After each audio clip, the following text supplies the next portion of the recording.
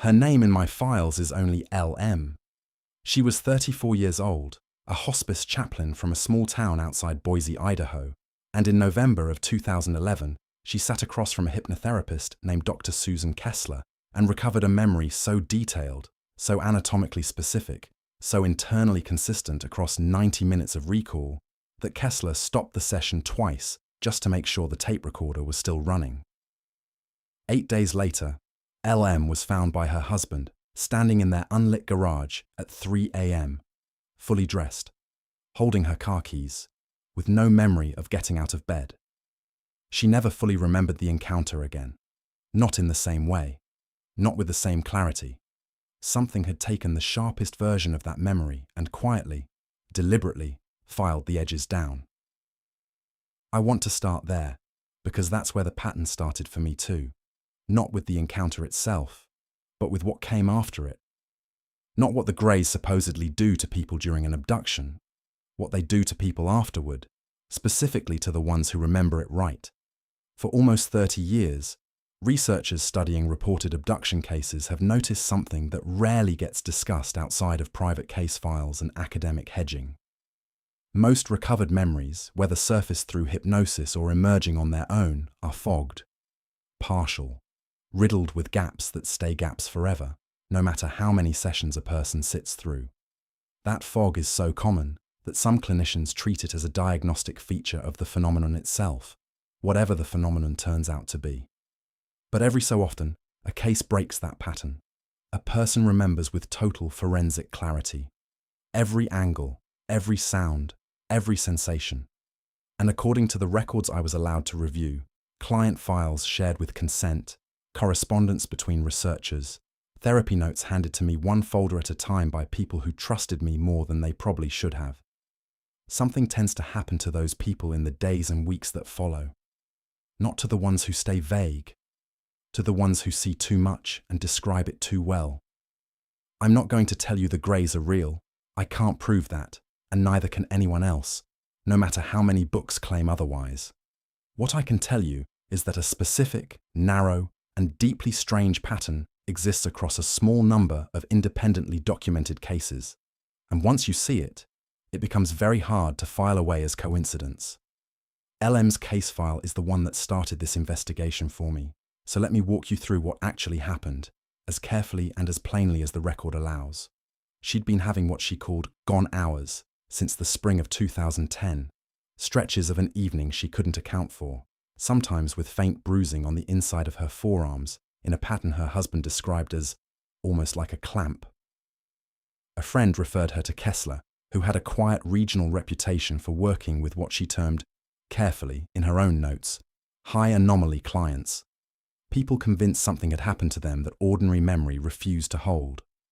The first 2 hypnosis sessions gave Kessler what she expected: fragments, a blinding light from an odd angle, a sensation of pressure across the chest, standard architecture, the kind she documented dozens of times before, vague enough that you could argue about it for hours and never land anywhere solid. The 3rd session broke the mold completely. Under hypnosis, LM didn't grope for images. She produced them at a pace Kessler struggled to transcribe in real time. She described a room with matte grey walls that seemed to swallow light rather than bounce it back. She described 3 figures moving with what she called borrowed rhythm, as if one motion controlled all 3 bodies at once, the way a marionette's limbs move from a single set of strings. She described being shown, not told, a series of images from her own childhood, replayed to her as if being checked against something, cross-referenced, verified. Then, according to the transcript, she said something that made Kessler stop the tape and rewind it twice. She said, "One of them noticed that I could see the room too clearly. It put its hand near my forehead, and it felt like a sound being turned down before I even heard it get loud." Kessler asked her what happened after that. LM said she didn't know. The memory simply stopped, the way a film reel snaps mid-frame. 8 days later came the garage, the car keys, the husband finding her standing in the dark, dressed, with no memory of leaving the bed. And in the months that followed, this detail only surfaced a full year later, when her husband finally called Kessler himself worried and unsure who else to tell. LM began having what he called static spells. Minutes at a time where she'd stop mid-sentence, stare at nothing, and return with no memory of the pause at all. Kessler wrote in her private notes at the time, "The clarity is degrading on its own schedule, faster than normal memory decay would predict. It isn't fading, it's being edited." That sentence sat in a folder for almost 5 years before anyone thought to compare it against a second case. The second file belonged to a man Kessler's colleague, a researcher in Reno named Dr. Aaron Voss, identified only as Subject 6, a 42-year-old commercial pilot with an unblemished FAA record, referred to Voss in 2016 through a small peer support group for people reporting missing time experiences, the kind of group that meets in church basements and never makes the news. Subject 6's memory, under ordinary hypnosis, stayed frustratingly incomplete for 2 full sessions. Until, during a group meeting being recorded for research purposes with everyone's consent, another member mentioned a very specific detail: a metallic taste that arrived seconds before a bright light. Subject 6 went white and said, without any induction at all, sitting fully awake in a folding chair, "I remember all of it. I remember the whole thing right now." What followed, according to 2 facilitators present that night, was nearly 50 minutes of spontaneous, fully conscious recall. Not the halting, effortful retrieval typical of hypnotherapy, but something closer to a file opening all at once. He described the interior of what he called the chamber with an engineer's precision. Panel placement. A low hum he estimated at a specific frequency. The order in which 4 beings entered the space, and a moment where one of them appeared to review, in his words, "my flight logs," like they already had them and were just checking they matched. The recording exists. Voss has played it for me. He described Subject 6's voice on that tape as unnervingly flat, the calm of a man reciting something memorized rather than something lived. Subject 6 didn't make it home that night. He was reported missing by his sister at 11:50 p.m. He turned up 19 hours later, walking along the shoulder of a state highway 41 miles from the meeting location, disoriented, uninjured, shoes missing, and this is the detail that made Voss finally call Kessler after hearing about LM's case at a small private conference, completely unable to recall the vivid account he'd given less than a day earlier. Not fragments, not confusion, a clean erasure where 50 minutes of granular detail had been. He had, however, acquired something new. A faint circular mark at the base of his skull, roughly the diameter of a dime, that his sister confirmed had not been there before. His last flight physical, 6 months prior, showed no such mark. 2 cases, 2 people, 5 years and 1,000 miles apart, who never met and never will. Both produced memory of extraordinary, almost forensic clarity. Both experienced a physical marking in the aftermath. Both lost that clarity within roughly a week or 2, replaced by disorientation, missing time, or in Subject 6's case, total erasure of the very account he'd just given. Voss began cautiously to wonder whether he was looking at coincidence or at consequence.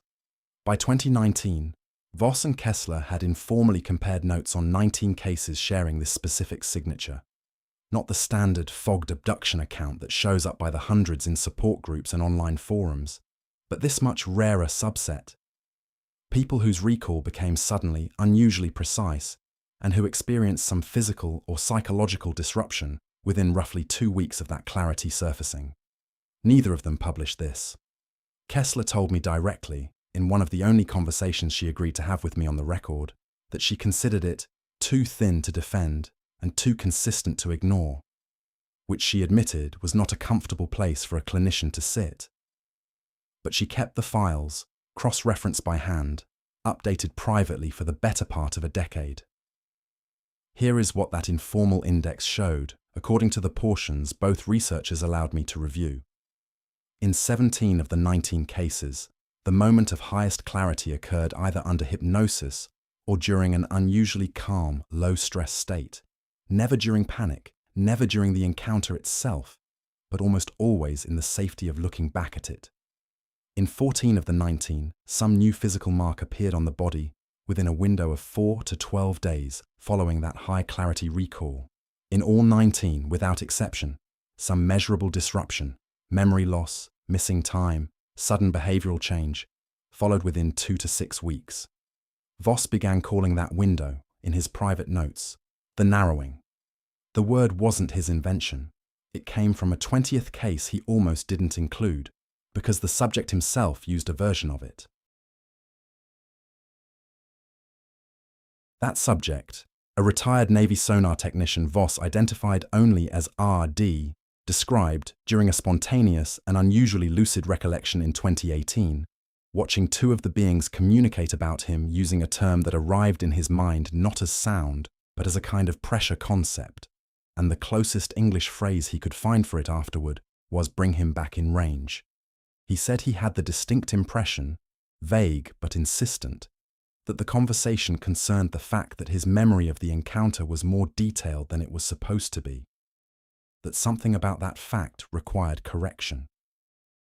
17 days later, R.D.'s neighbours reported his boat missing from its slip for 31 hours.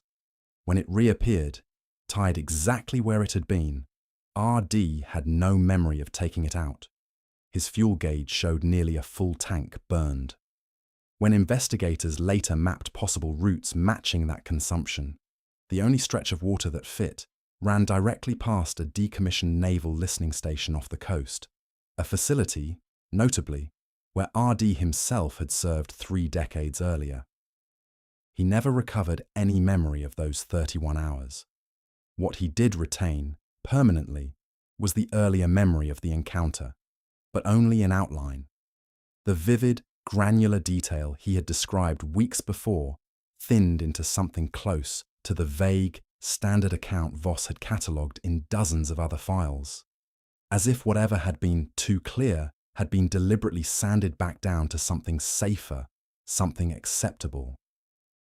This is the point where the pattern stopped being, for either researcher, an academic curiosity. If this pattern is real, and I want to be honest that "if" is doing a great deal of work in that sentence, it suggests something very specific about how these encounters treat human memory. It suggests memory in these cases isn't simply something that fades naturally the way ordinary trauma sometimes does. It suggests memory is something being actively monitored, managed. And when that management fails, when a person retains more than they were supposed to, something intervenes to bring the account back within an acceptable range. That reframes the entire question. It's not just what happens during the encounter. It becomes what happens afterward if the erasure doesn't take on the first try. What happens when the correction has to be run twice? And if that's true, it means the very cases researchers have always prized most, the rare instances of extraordinarily detailed recall, might be exactly the cases least likely to survive long enough to be properly studied. The clearest testimony, structurally, becomes the testimony least likely to remain clear. That is either an extraordinary coincidence sustained across 2 decades of unrelated files on opposite sides of the country, or it is something else entirely. By 2020, Voss believed it was something else. He wasn't alone. A third researcher, working independently out of a small clinic in upstate New York, had been tracking a nearly identical cluster in her own casework without knowing either Voss or Kessler existed, until a mutual colleague connected the 3 of them by email that same year. All 3 shared the same hesitation about going public, not because they doubted their own data, but because publishing it, they worried, might draw exactly the kind of attention their subjects seemed to be punished for attracting in the first place. In the spring of 2022, Kessler's own notes take a turn she was visibly reluctant to discuss with me in any detail. And I want to be careful here, because this part of the story rests on the thinnest corroboration and asks the most of the person telling it. After more than a decade compiling these cases, after finally organizing 19 files, hundreds of pages of transcripts, dates, symptoms, and the exact language each subject used to describe the moment of clarity into a single written summary, the most complete version of the pattern that had ever existed in one document, Kessler began experiencing something new in her own life. Recurring headaches localized behind her left eye, always in the early morning, and a period of 6 days in April that year that she cannot account for in her own calendar. Despite being, by every account from colleagues, an obsessively organized record keeper, 6 days during which her scheduled client sessions, according to her own office logs, were kept and documented in her own handwriting, but which she has no personal memory of living through at all. She told me this without drama. She told me she had no interest in inserting herself into her own research and had resisted including it in her files for exactly that reason. But she also told me she couldn't ignore the timing, that those 6 days fell almost precisely 5 weeks after she finished writing the most complete, most detailed version of the pattern that had ever existed on paper. The most precise account to date, followed 5 weeks later by 6 days of her own life, she cannot recall at all. She hasn't added a new case to that file since. I don't know what happened to LM in the years after that garage, after that unlit driveway and the keys in her hand. Her husband stopped returning Voss's calls in 2017, and the last note in Kessler's file, dated that same year, says only that LM had become quieter every season, like a signal losing strength a little at a time, until there was less signal to lose.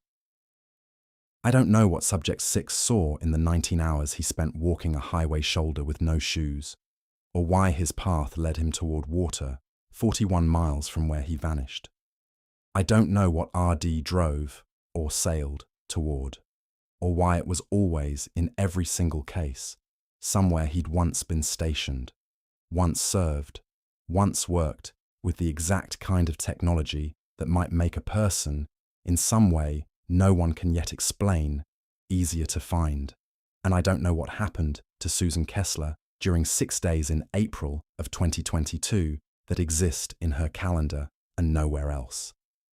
What I keep coming back to, across every file, every transcript, every quiet phone call with a researcher who asked me twice if I was sure I wanted to keep going, is this.